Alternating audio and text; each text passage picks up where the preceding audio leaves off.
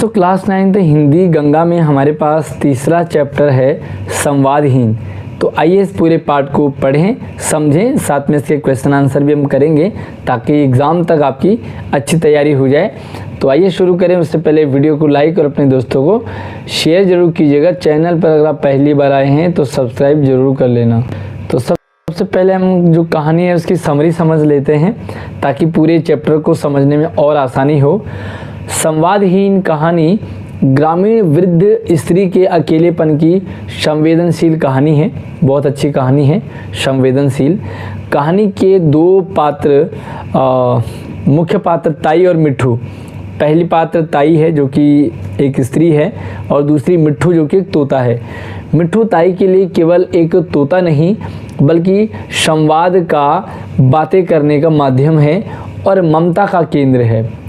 इन दोनों के बीच कभी प्रेमपूर्ण संवाद है तो कभी नोक झोंक भी रहती है। मनुष्य और पशु पक्षी के संबंधों को दर्शाने के साथ ही यह कहानी समकालीन यथार्थ जीवन की विसंगतियों जैसे पलायन, अकेलापन और आदर्श एवं यथार्थ के द्वंद्व को भी अभिव्यक्त करता है। तो आजकल समाज जो है वो अकेलापन महसूस करता है, तो उस पर भी ये कहानी है। आप हमसे व्हाट्सएप और इंस्टाग्राम से भी संपर्क कर सकते हैं। मेरा WhatsApp number, Instagram ID video के डिस्क्रिप्शन में डाला हुआ है। आइए अब कहानी को विस्तार से समझते हैं। गहरी सांस लेकर ताई कहती है, भगवान कैसे नैया पार लगेगी। और बंद पिंजरे में अपने पंखों को फड़फड़ाता, उछल कूद मचाता मिट्ठू उत्तर देता है, राम राम कहो, सीताराम कहो। ताई दोहराती है, सीताराम सीताराम। ताई और मिट्ठू, मिट्ठू और ताई। अब ये दो ही प्राणी गांव के बीच में स्थित बड़े घर के उस सूने खंडहर में एक दूसरे को सहारा देने के लिए रह गए। दो ही प्राणी हैं, एक ताई है, एक मिट्ठू है। दोनों एक सूने बड़े से खंडहर जैसे मकान में रहते हैं। ताई ने अपने जीवन में अच्छे दिन भी देखे। ताई का बहुत अच्छा परिवार था। पूत परिवार, बहू, बेटियां, नौकर चाकर, गाय, ढूर, क्या नहीं था बड़े घर में। देखते ही देखते क्या से क्या हो गया। बहू बेटे गांव का मोह छोड़ करके शहरों के होकर रह गए। बेटियां अपने अपने हाथ पीले करा के अपनी गृहस्थी में रम गई। किसके भरोसे कारोबार संभलता, धीरे धीरे सब पराये हाथों में चला गया। जब खेती बाड़ी नहीं, कारोबार नहीं, तो नौकर चाकर किस दम पे टिकते। अपनी अकेली जान के लिए ताई 2 जून का 1 जून चूल्हा फूंक लेती है। व्रत उपवास के बहाने चूल्हा चौका टाल जाती।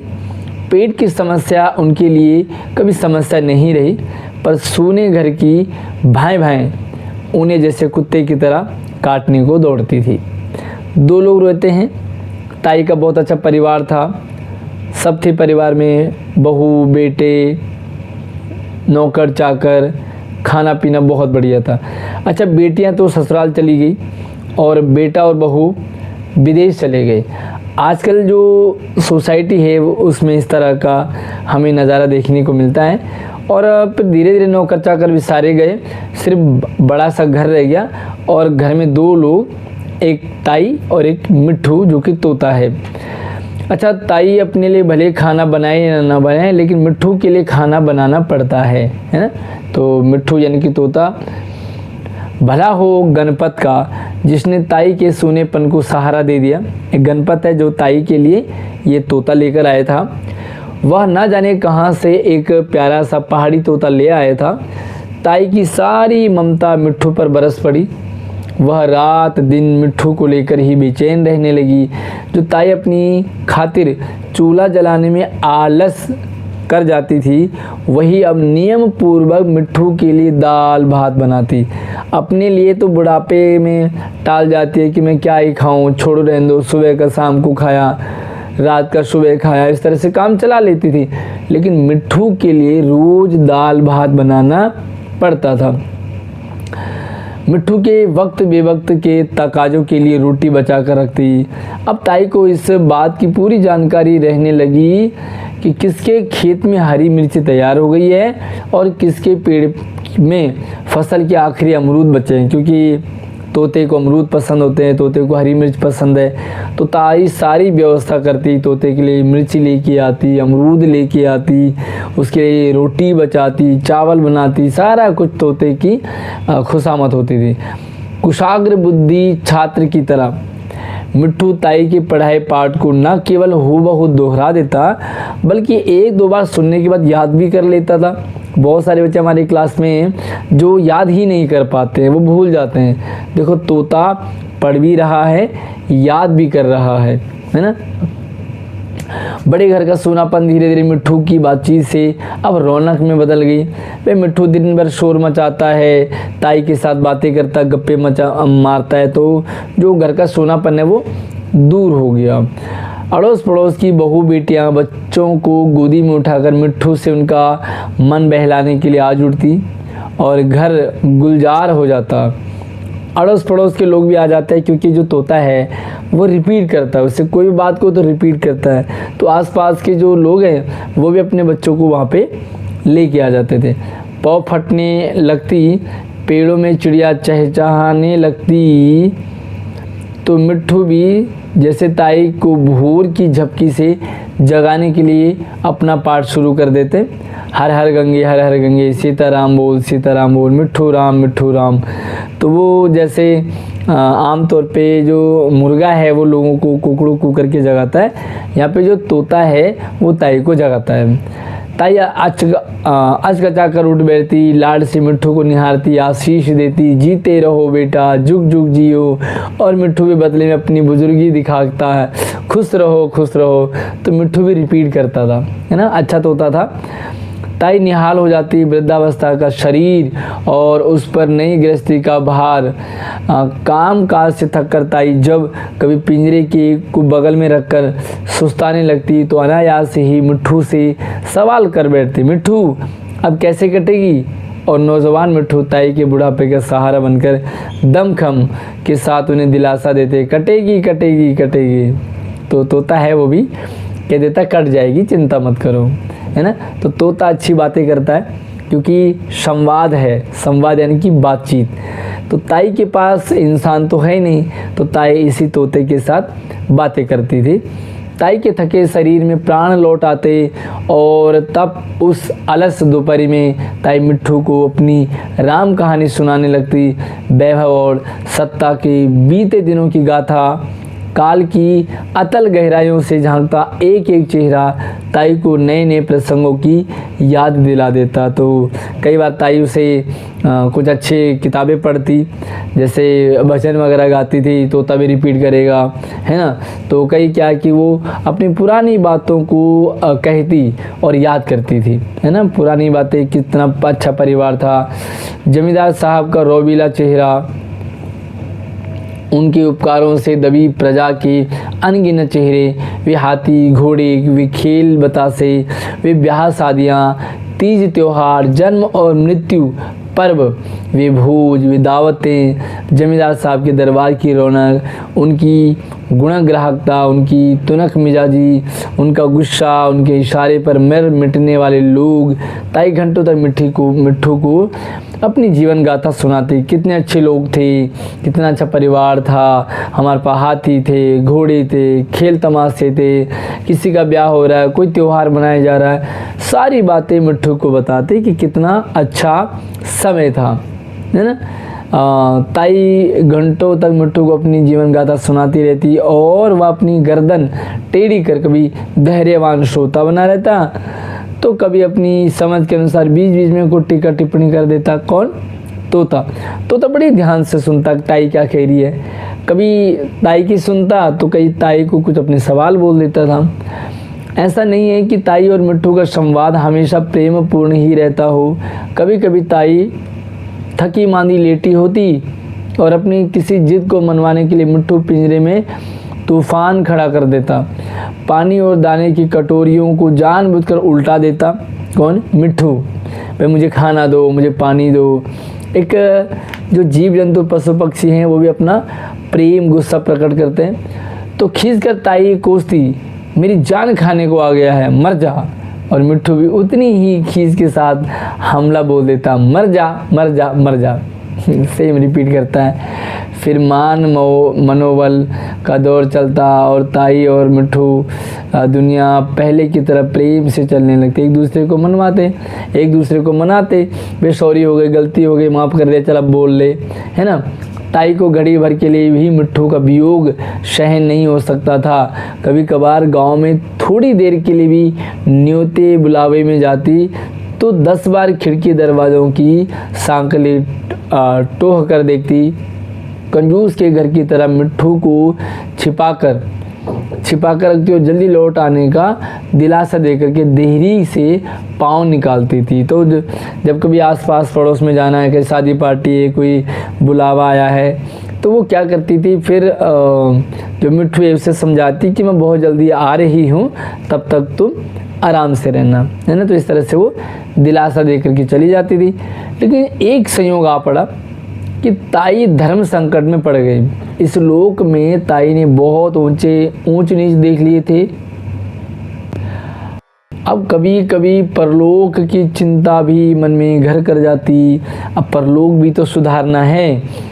गांव के कई लोग कुंभ स्नान के लिए प्रयागराज जा रहे थे। अच्छा साथ बन रहा था। प्रयाग में कुंभ स्नान का लोभ जहां उन्हें अपनी ओर खींच रहा था, वहीं मिट्ठू की चिंता अपनी ओर खींच रही थी।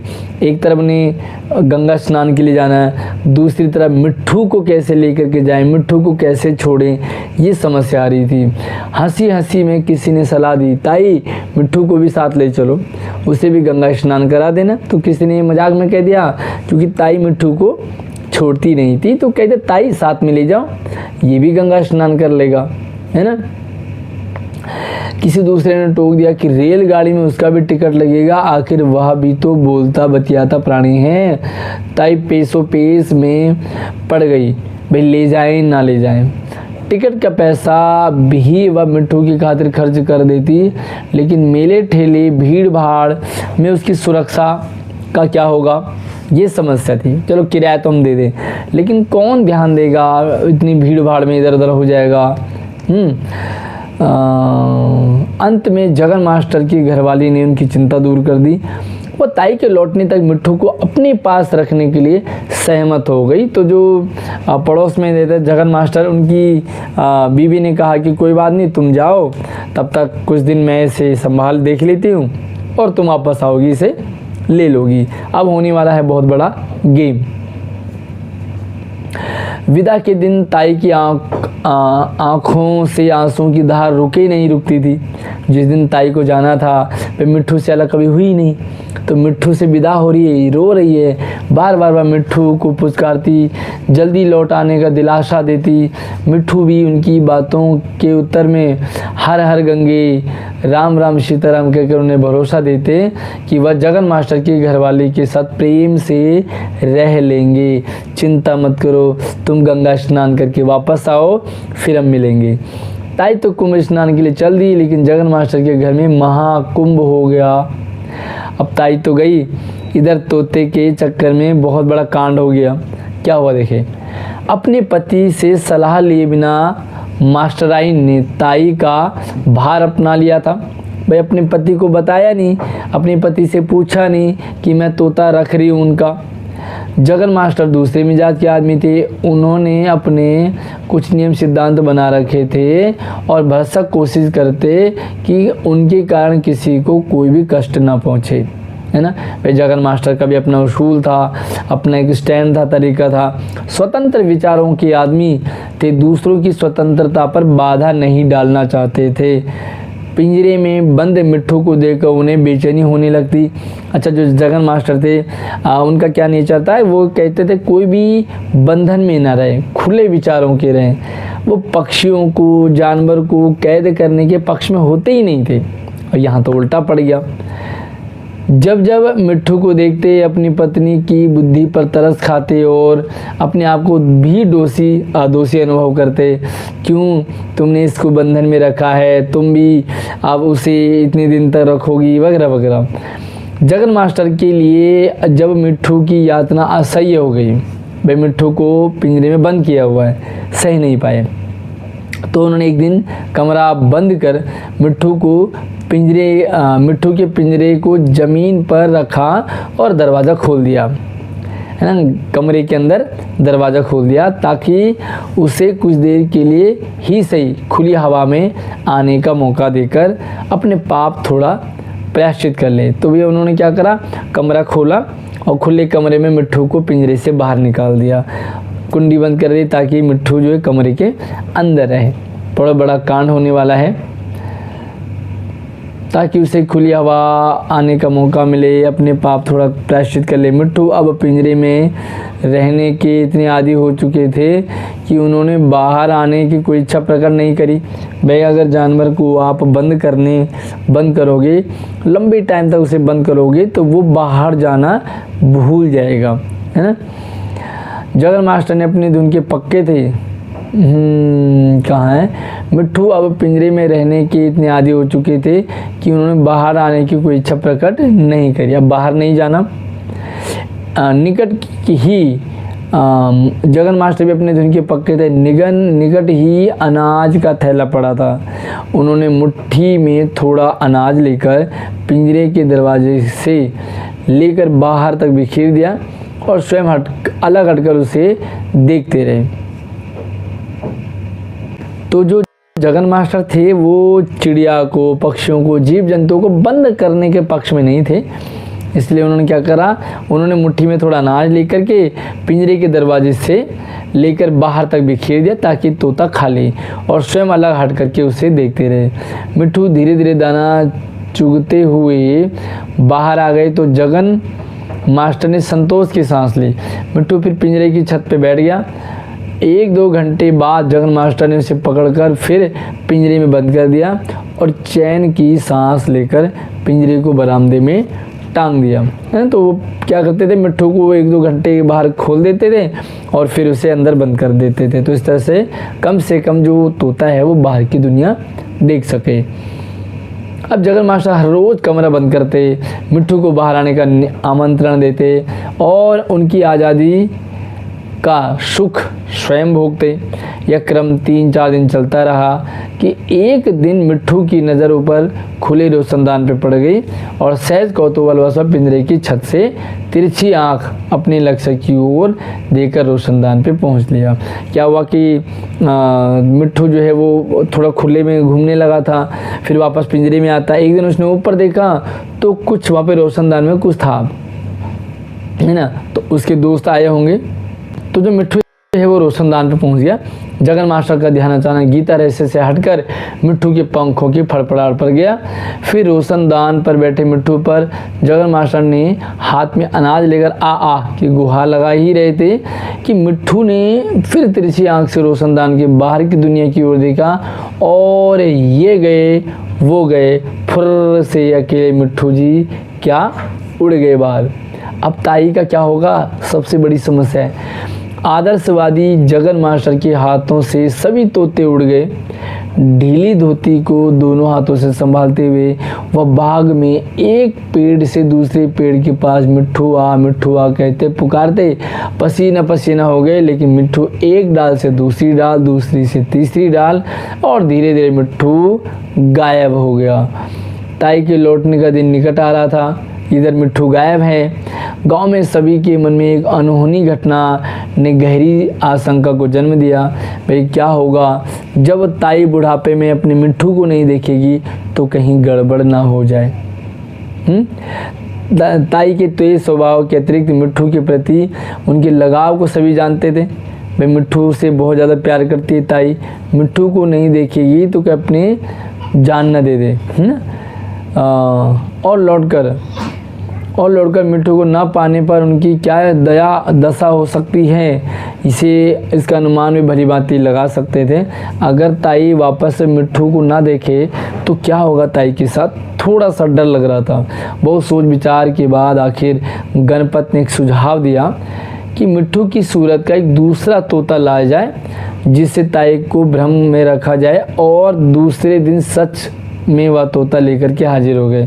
भाई मिट्ठू तो गुम हो गया, अब मिट्ठू की जगह एक दूसरा तोता ले आए जो मिट्ठू की तरह दिखता था। अब जगन मास्टर की ज़िंदगी का एक नया दौर शुरू हो गया। वह तोते को पिंजरे में रख कर के अब पाठ पढ़ाने लगे, ताकि ताई के आने तक वह भी 2 अक्षर सीख ले। तोते को सिखाने लगे, अब गीता, महाभारत, रामायण सिखाने लगे, क्योंकि ताई ने बड़ा ट्रेन किया हुआ था। यह एक संयोग ही है कि जगन मास्टर ने अंतिम दिन ताई के मिट्ठू को गीता के 2-4 श्लोक रटाने की कल्पना की थी, ताकि गंगा स्नान का पुण्य अर्जन कर लौटी हुई ताई अपने मिट्ठू के मुंह से गीता के शब्द सुन सके। तो भी तोता को रटा दिया, 2-4 उससे श्लोक रटवा दिए, ताकि जैसे ताई आए ये 2-4 श्लोक कह दे तो ताई को लगेगा कि ये रियल है। लेकिन वह अनहोनी हो गई और अब जगन मास्टर अपनी फिक्र के मारे खाना पीना छोड़कर घंटों पिंजरे के सामने बैठकर रहते। मिट्ठू राम राम, सीता राम राम, हर हर गंगे ये सिखाने लगे। राम राम सीताराम बोलते बोलते उनका गला सूख गया। मास्टराइन भोजन ठंडा होने की शिकायत करती तो आग्नेय दृष्टि से उनकी ओर देखकर पानी पीकर फिर दोहराते हैं। तो वो ट्रेन करने लगे ओवरऑल। राम राम सीताराम हर हर गंगे, फिर चीज़ कर कहते हैं मर जा, जैसे कि ताई कहती थी सेम वही चीज़ वो सिखाने लगे तोते को। पर वहाँ पिंजरे के अंदर ही से टुकुर टुकुर उन्हें देखता रहता, शायद उसकी बेवकूफ़ी पर हंसता, है ना, उनकी बेवकूफ़ी पर। क्या मुझे सिखा रहे हैं, मुझे कौन से डॉक्टर बनना है। कुंभ स्नान से लौटकर सभी तीर्थयात्री अपने अपने घरों की ओर चल दिए, लेकिन ताई सीधे अपने घर की नहीं बल्कि वो सीधा जगन मास्टर के घर पहुंची। तोता वापस चाहिए। ताई सोच रही थी कि उन्हें देखते ही मिट्ठू राम राम सीताराम की रट लगाकर आसमान सिर पे उठा लेगा, इतने दिन से मिलने वाला है, पिंजरे में कूद फान मचाकर तूफान खड़ा देगा। लेकिन वहाँ बैठे एव जी मिट्ठू ने उन्हें देख कर के कोई हरकत नहीं करी।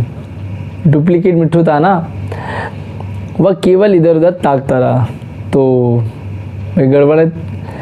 ताई अपने मिट्ठू को गुहार कर थक गई, लेकिन उनके सूनेपन का साथी न जाने किन अमराइयों में घूम रहा होगा। तो इस तरह आपने देखा कि जो तोता असली वाला था मिट्ठू वो उड़ गया, फिर बनावटी तोता लेकर के आए। अब ताई से बात तो कर रही है, लेकिन तोता पलट करके ताई से पूरी तरह से रिस्पॉन्स नहीं कर रहा था, क्योंकि डुप्लीकेट था। और पुराने वाले तोते की फीलिंग जुड़ी हुई थी, लेकिन इस वाले की कोई भी फीलिंग अभी ताई के साथ नहीं जुड़ी थी। आइए कुछ प्रश्न देखते हैं, और यहाँ पे जो पहला सवाल है वो आपको टिक करना होता है ना। 4 ऑप्शन में से एक सही ऑप्शन आपके पास होगा। तो आइए क्वेश्चन आंसर देखते हैं। तो आइए क्वेश्चन आंसर, निम्नलिखित प्रश्नों के सटीक उत्तर चुनिए और एक ऑप्शन आपको चुनना है। तो कहानी में ताई और मिट्ठू का संबंध किस भाव को दर्शाता है। तो आइए यहाँ पे देखते हैं। परोपकार और त्याग, ममता और स्नेह, करुणा और क्रोध, जिज्ञासा और सहायता। तो इसका जो सही आंसर है वो है ममता और स्नेह। ठीक है, ताई और मिट्ठू का संबंध क्या था, ममता और स्नेह का था, प्यार का था। तो सही उत्तर है आपके पास। ताई मिट्ठू को एक पक्षी के बजाय परिवार के सदस्य की तरह मानती थी। वे उसने अपने हाथों से नहलाती और उसके लिए फिर विशेष प्रकार का खाना बनाती। तो ये जो रिश्ता है ये भी बड़ा अटूट था। अगला है, जगन मास्टर द्वारा मिट्ठू को पिंजरे से बाहर निकालना किस भावना का या मूल्य का संकेत देता है। आखिर जगन मास्टर ने मिट्ठू को पिंजरे से बाहर क्यों निकाला, कौन सा भाव जगन मास्टर के अंदर दिखाई दे रहा है। अनुशासन और परंपरा, उदासीनता और असावधानी, आत्मगौरव और विद्रोह, करुणा और नैतिकता। तो आई थिंक करुणा और नैतिकता आंसर होना चाहिए। तो यहाँ पे आप देखेंगे करुणा और नैतिकता, क्योंकि वो पक्षियों को प्रेम करते थे, नैतिकता की बात करते थे कि भाई जिस तरह से हम बंद नहीं रहना चाहते उसी तरह से जीव जंतु पशु पक्षी को भी आज़ाद कर देना चाहिए। अगला सवाल है, मिट्ठू का उड़ जाना किस विचार को प्रस्तुत करता है। भोजन की खोज, प्रेम की आशंका, स्वतंत्रता की चाह, पक्षियों में समान प्रवृत्ति। तो इसका जो सही आंसर है वो है स्वतंत्रता की चाह। क्योंकि जो पक्षी हैं वो आज़ाद रहना चाहते हैं। आंसर है अगला है ताई के जीवन के दुख का मुख्य कारण क्या था। ताई के जीवन के दुख का मुख्य कारण सम्मान और प्रतिष्ठा में कमी आना, ऐसा नहीं था। परिवार से दूरी और संवाद का अभाव, ये सही लग रहा है। आर्थिक विपन्नता और निर्धनता, ऐसा नहीं था। मिट्ठू के प्रति प्रेम और आनंद, तो मिट्ठू के प्रति नहीं, यहाँ पे परिवार से दूरी और संवाद का अभाव उनके पास था, परिवार उनके साथ नहीं रहता था। आगे आपको क्या करना है, कहानी में मानव समाज में व्याप्त किस विसंगति को उजागर किया गया है। तो यहाँ पे आप देखोगे मजबूरी, कर्म परायणता, अकेलापन और संवाद ही धर्मिता। तो इसमें पार्ट में तो अकेलापन, क्योंकि जो ताई है वो अकेली रहती है वहाँ पे, तो अकेलापन के लिए उन्हें तोता वहाँ पे उन्होंने रखा हुआ था। अब अगले प्रश्न है, आपको नीचे दिए गए प्रश्नों पर चर्चा कीजिए कक्षा में और उनके उत्तर लिखिए। पहला सवाल है, भगवान कैसे नैया पार लगेगी। ताई इस वाक्य में किस नैया की बात कर रही हैं, वे यह बात क्यों कह रही हैं। ताई कहते हैं कि नैया कब पार लगेगी, तो नैया यानी कि नाव, तो कैसे पार लगेगी। उत्तर जो नैया का अर्थ है ताई के जीवन रूपी नैया से है ना। ताई का जीवन क्या है उसको यहाँ पे नैया कहा गया है। ताई का पूरा भरा पूरा परिवार बिखर गया, बच्चे शहर चले गए और वे बड़े घर में बिल्कुल अकेली रह गई। अपने अकेलेपन और बुढ़ापे के कष्टों को देख करके वे चिंतित हो ईश्वर से पूछने लगी कि अब आगे का जीवन कैसे कटेगा और उसका अंत समय कैसे पार लगेगा। अगला प्रश्न है, धीरे धीरे सब पराये हाथ में चला गया। इस वाक्य में किस घटना की ओर संकेत किया गया है। इस वाक्य में ताई के संपन्न परिवार और कारोबार के बिखरने की ओर संकेत किया गया है कि धीरे धीरे सब पराये हाथ में चला गया। जो ताई ने कहा कि बच्चे विदेश चले गए, बेटे अपने ससुराल चली गई और जो बाकी जो धन दौलत और कारोबार था वो सब धीरे धीरे पराये हाथों में चला गया। यानी कि उनके बेटे बहू शहर जा कर के बस गए, बेटियों की शादी हो गई, घर की देखरेख करने वाला कोई नहीं बचा, जिसके कारण उन्हें धीरे धीरे उनकी खेती बाड़ी और घर के सुख सुविधाएं वो परायों में चली गई। तो भाई ठीक है, घर के जब सारे लोग तितर बितर हो जाते हैं तो फिर खेती बाड़ी भी तितर बितर हो जाती है। और अगला है कि ताई की सारी ममता मिट्ठू पर बरस पड़ी क्यों। ताई के पास अब अकेला अपना कहने वाला कोई नहीं था। जो अकेलापन है वो दूर करता था मिट्ठू तोता। जब गणपत उनके पास एक पहाड़ी तोता मिट्ठू लाया तो ताई अपने अकेलेपन के लिए ताई को साथी मिल गया। अपनी संचित जो ममता है, जो प्रेम है, जो कभी अपने बच्चों और पोतियों के लिए था, वो इस मिट्ठू यानी कि तोते पे लुटाने लगी। तो सारी ममता जो बच्चों पे, जो नाती पोतों पे जो लुटाना था वो तोते पे लुटा रही थी। अब ताई को इस बात की पूरी जानकारी रहने लगी कि किसके खेत में हरी मिर्ची तैयार है और किसके फसल आखिरी अमरूद बचे हैं। इस वाक्य द्वारा ताई के व्यक्तित्व में आए परिवर्तनों के विषय में क्या पता चलता है। तो ताई जो है वो अब मिट्ठू का सारा ध्यान रखती है। इस वाक्य से पता चला कि मिट्ठू के आने से ताई के व्यक्तित्व में सजीवता और उत्साह लौट आया था।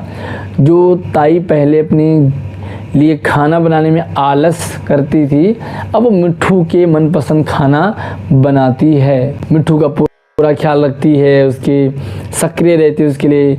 उसमें जीने की इच्छा जो है वो अब जग गई मिट्ठू को देख के। जगन मास्टर दूसरे मिजाज के आदमी थे। जगन मास्टर का व्यक्तित्व कैसा था, कहानी में से उदाहरण देकर के आपको स्पष्ट करना है। जगन मास्टर आदर्शवादी थे, दयालु थे, स्वतंत्र विचारों वाले थे।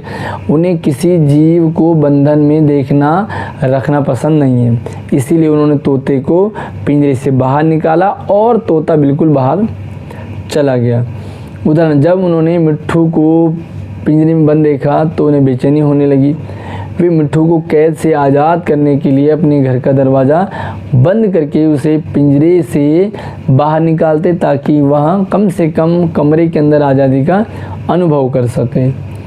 कहानी का शीर्षक संवादहीन इसके लिए सबसे अधिक सार्थक प्रतीत होता है। ताई, मगन, मास्टर, मिट्ठू या नया तोता। ठीक है, तो कहानी का शीर्षक जो है वो संवादहीन किसके लिए अधिक प्रतीत होता है? तो कहानी का शीर्षक संवादहीन सबसे अधिक नए तोते के लिए सार्थक प्रतीत होता है। पुराना मिट्ठू ताई के साथ बातें करता था, उनके सवालों के जवाब देता था और सुख दुख का साथी था। लेकिन ताई के लौटने पर जो नया तोता लाए थे उसके एवज में, तो नया तोता लाए थे वह ताई से कुछ संवाद नहीं कर पाया। ताई के मुकाबले पर भी उसका चुप रहना ही संवादहीनता को दर्शाता है। तो नया तोता आ गया, नया तोता ताई से बात नहीं कर रहा, तो वो संवादहीनता, यानी कि अब इन दोनों के आपस में बातचीत नहीं हो पा रही है। अगला है, अब ये ही दो प्राणी गांवों के बीच में स्थित बड़े घर के उस सूने खंडहर को में एक दूसरे का सहारा देने के लिए रह गए, ताकि वे बड़े से घर को सूना खंडहर क्यों कहा गया होगा? तो ताई का जो बड़ा घर है उसे सूना खंडहर क्यों कहा, है ना? तो भाई इतने सारे लोग ताई के घर में रहते थे, घर परिवार था, बहू थी, बेटियां थी, सारे जो है वो चले गए। ताई के घर को सूना खंडहर इसलिए कहा गया क्योंकि जिस घर में कभी रौनक, नौकर चाकर, बच्चे, छोटे छोटे बच्चे शोर मचाया करते थे, वो खामोश हो गया। घर की भौतिक स्थिति भी खराब हो गई थी और अपनों के अभाव में वह विशाल भवन केवल एक निर्जीव ढांचा मात्र रह गया था, जहाँ केवल ताई और मिट्ठू ही बचे थे। इतना बड़ा घर था, सारे लोग थे, लेकिन आज सिर्फ मिट्ठू बचा हुआ है और ताई बची है। अच्छा, आगे कुछ इंटरेस्टिंग है कि नीचे कुछ उत्तर और उनके दो प्रश्न दिए। पहचाने कि इनमें से कौन सा प्रश्न उस उत्तर के लिए सही है। उत्तर दिया, प्रश्न ढूंढना है। ताई के अकेलेपन को मिट्ठू ने सहारा दिया, तो क्या प्रश्न हो सकता है कि ताई के सूनेपन को किसने सहारा दिया? ताई को मिट्ठू किसने भेंट की? तो इसका जो आंसर है वो पहला वाला है कि ताई के सूनेपन को किसने सहारा दिया। इसी तरह से आगे देखो, ताई के लौटने से पहले मिट्ठू उड़ गया था, ये उत्तर है। ताई के लौटने के बाद मिट्ठू कहाँ चला गया? तो बाद नहीं, पहले। ताई के प्रयागराज से लौटने से पहले क्या अनहोनी हुई? तो ये प्रश्न है। तो इस तरह से आप, एक प्रश्न है उसके दो उत्तर हैं, तो आप यहाँ से देख सकते हैं। ये एग्ज़ाम में वैसे कुछ खास नहीं है।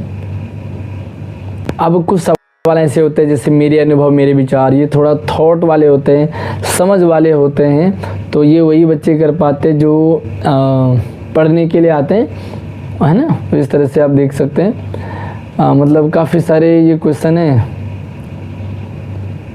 और इनके मैं यहाँ पे आपको आंसर भी बता रहा हूँ। ये वैसे क्वेश्चन एग्ज़ाम में आते नहीं, पर फिर भी आप यहाँ से देख सकते हैं। और ये मैंने आपको यहाँ से प्रश्न बता दिए। कहानी का सौंदर्य, अब ये भी है, विशेष बिंदु हैं, अर्थ है और उदाहरण है। संवादहीन कहानी में अनेक विशेष बिंदु हैं जो इसे प्रभावपूर्ण बनाते हैं। नीचे कहानी के कुछ विशेष बिंदु और उनके उदाहरण भी दिए हैं। आप भी कहानी से इसी प्रकार के दो उदाहरण खोज करके लिखेंगे। कैसे? चित्रात्मकता, दृश्यबिंब। अर्थ क्या है? शब्दों के माध्यम से पाठक के मन में स्पष्ट और जीवंत चित्र की छवियां बनाना।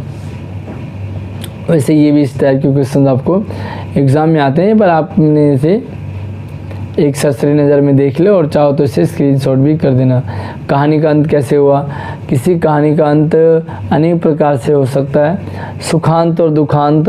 तो इस कहानी का जो अंत है वो दुखांत है। जब कथा का अंत दुख, वियोग, मृत्यु या हानि से होता है उसे दुखांत कहते हैं।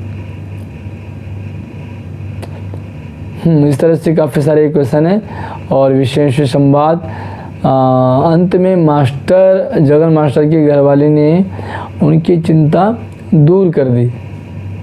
अच्छा, ये जो सारे क्वेश्चन हैं ये नॉर्मली हैं और इनको एग्ज़ाम में जो आपके जो आगे मैंने डिस्कस किए थे वही वाले एग्ज़ाम में क्वेश्चन आते हैं। बाकी आप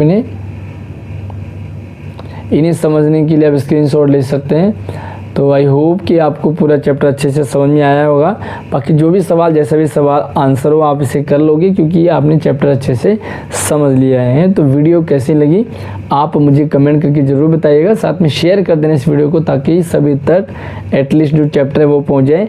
और बाकी जो चैप्टर हैं उनकी वीडियो भी मैं डिस्क्रिप्शन में डाल दूँगा, आगे नए चैप्टर्स की और पुराने चैप्टर्स की भी। और साथ में व्हाट्सएप और इंस्टाग्राम भी है, तो वहाँ से आप संपर्क कर लीजिएगा। मुझे याद दिलाना है आपने कि कब रिज़ल्ट जो है